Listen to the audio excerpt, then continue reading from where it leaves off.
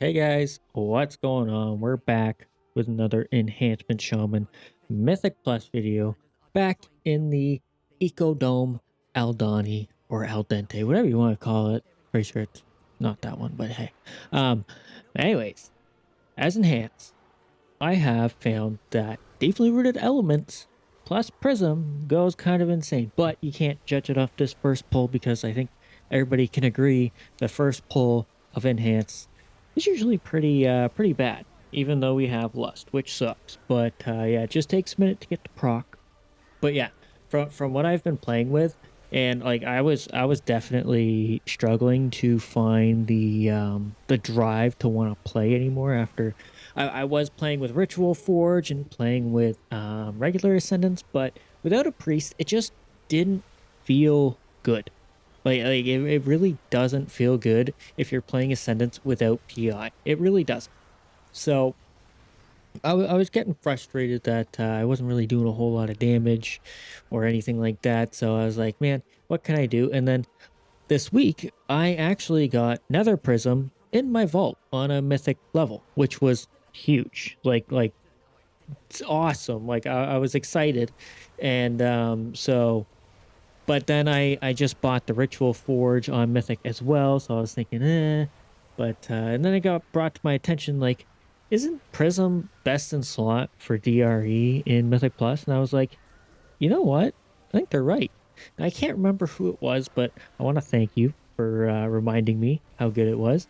And yeah, so as you can see right now, I am kind of popping off. But there does come some big downsides to running Prism. And one of those is when you die.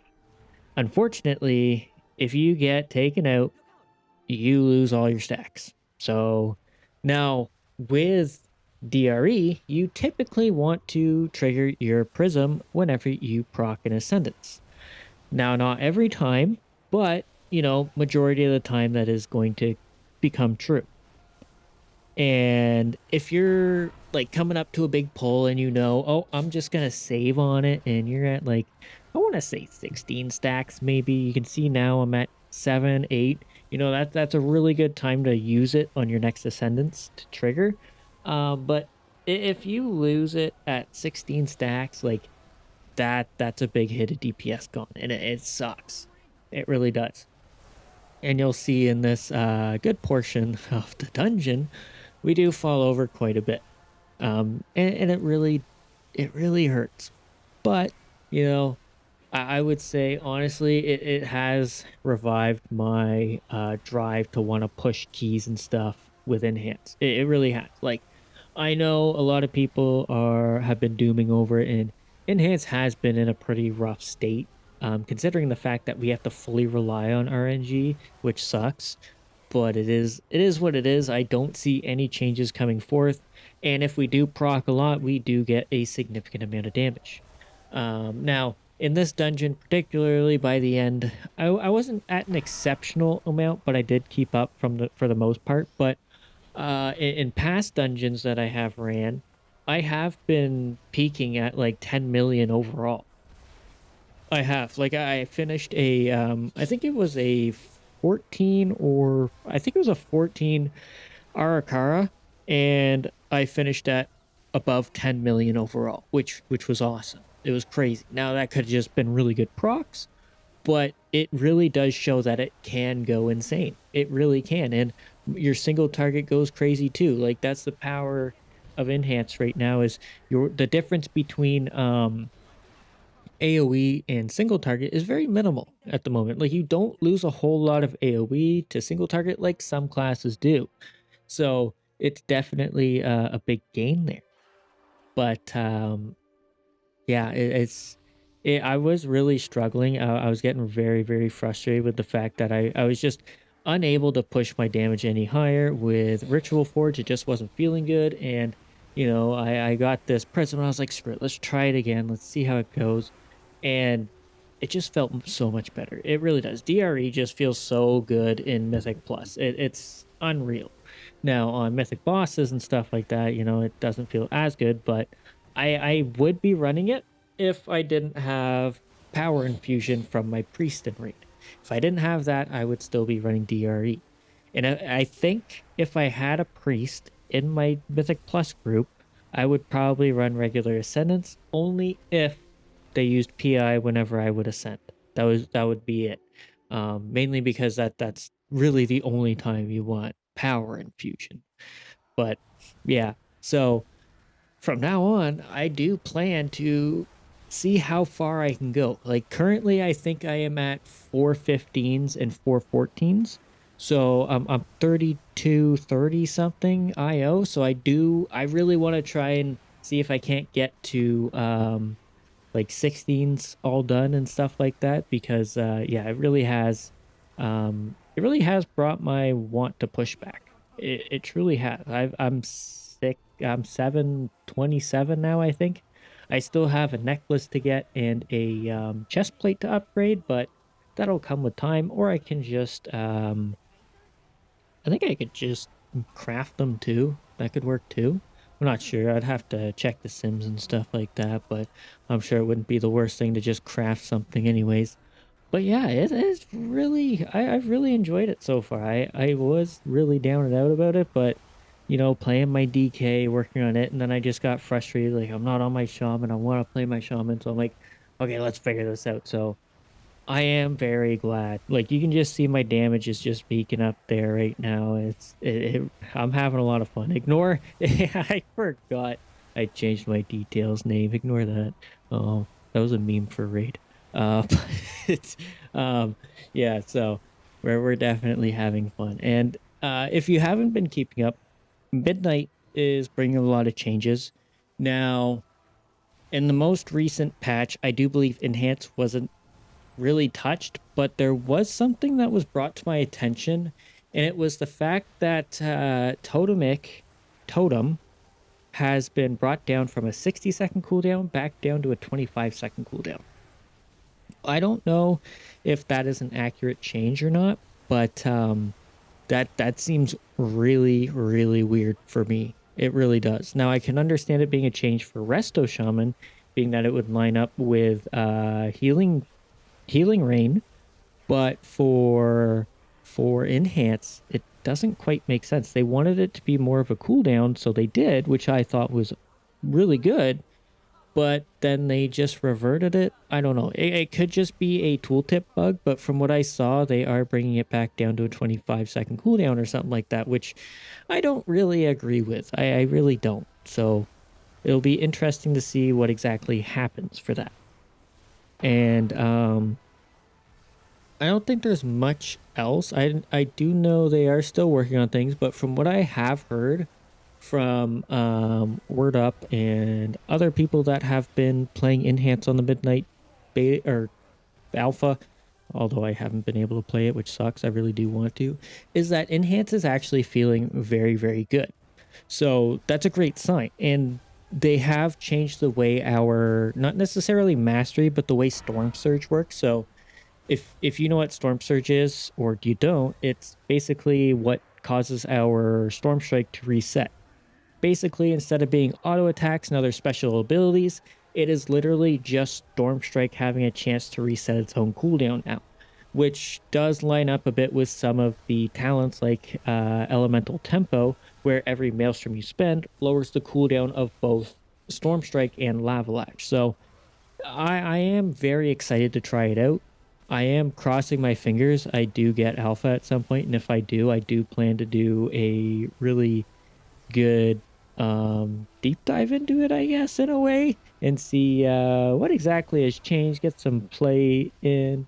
But what I don't want to do is I don't want to ruin the Midnight story for myself. I really, really don't, because I like to play things once, and that's about it. If I have to do it again, I'm just going to be sad and frustrated and not wanting to level up when the expansion actually releases. So yeah, I do want to play Midnight, but at the same time, I don't want to ruin the initial drop fun. So, but I have to say, from what I've heard, everything is looking really, really good for us. So I like genuinely, I cannot wait to get my hands on it and try it out.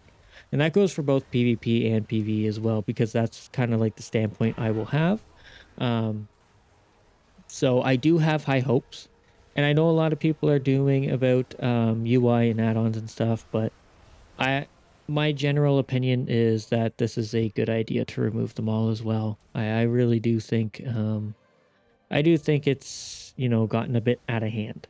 So this is a poll actually where things got kind of crazy. But yeah, so I'm excited to see all the changes and stuff they have for us in like what's in store for Midnight because like honestly, it's just gonna be a whole new game basically. And yeah. I don't know. I don't know. I'm excited. I really am. I just can't wait. And if you guys actually didn't know, they recently did the MDI, which was Group A, I think. And I'm not exactly sure what the rules are anymore for the MDI, not gonna lie.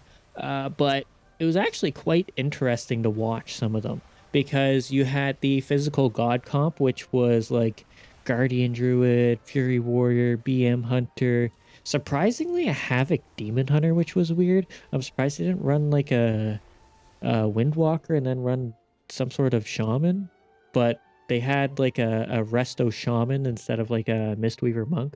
So I thought that was a bit weird, but at the same time, like a physical god comp in my opinion, does not include a Guardian Druid nowadays. Now, I didn't look at his talents, but the reason why I say that is because if you go, I believe it's Lunar, I don't know which one it is, it's like Astral Eclipse or whatever, it turns them more into an arcane bear, right? Rather than doing physical damage, you're doing more arcane damage, which is cool, but it doesn't really add into the physical god comp version. So that was my thought, but there was definitely some interesting team comps there. Seeing a lot of Guardian Druids actually was quite interesting, but I do have a feeling there's like a lockout on something. I'm not sure, but lots of Guardian Druids, lots of prot warriors, and a few prop paladins actually, and a couple brewmasters.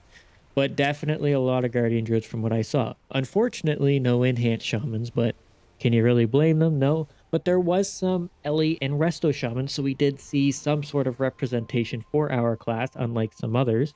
Um, but yeah, it was definitely weird, but I do like it. It looked more diverse than it has in the past tournaments for sure. Because I mean, if you guys have ever watched the old MDIs, everybody's basically running the same composition. And one of those compositions was like Vengeance Demon Hunter, Resto Druid.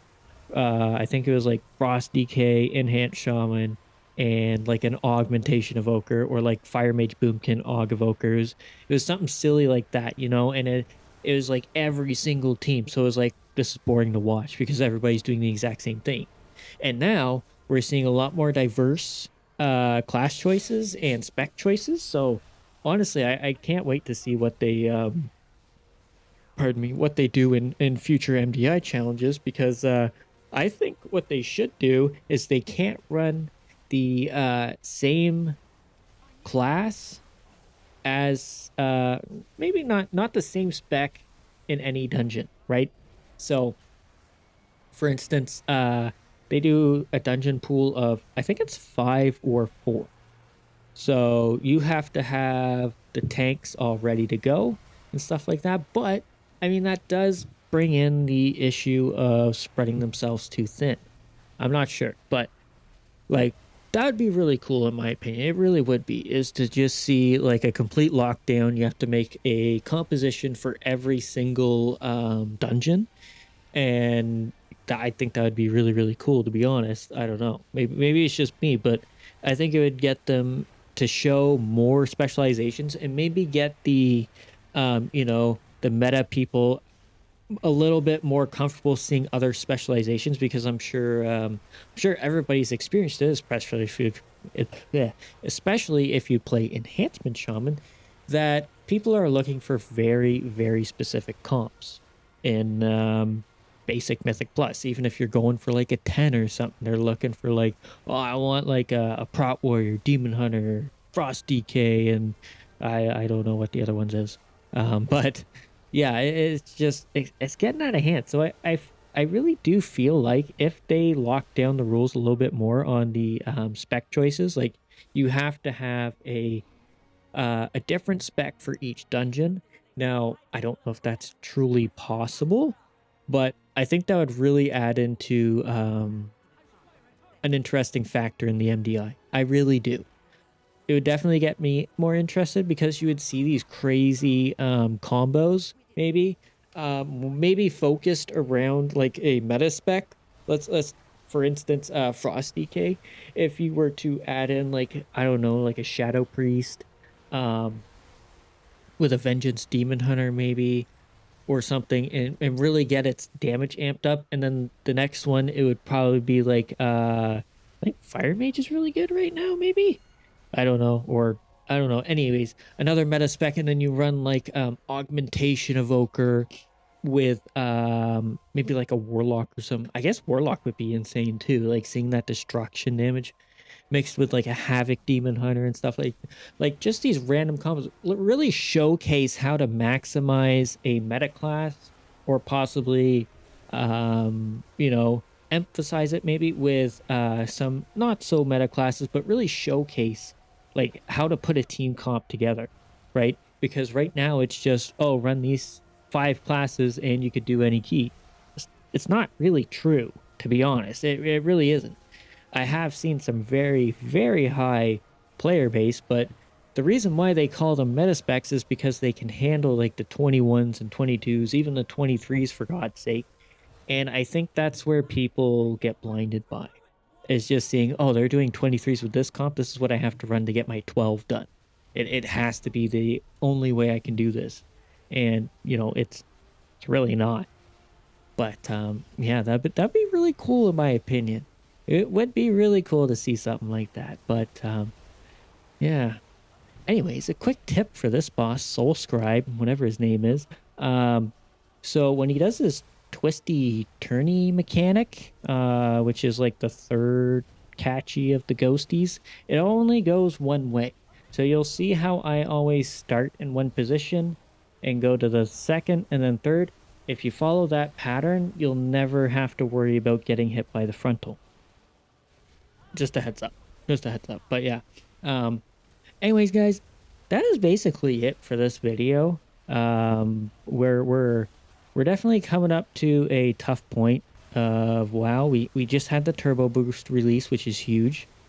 But we're seeing a lot more focus on Midnight, which I like, but we're seeing a bit of neglect on retail. So, I mean, that's to be fair. It's the final season. We're going into Midnight. Nobody really cares anymore, and it's not like we're dead in the water, I guess. But you know, there's definitely room for improvement.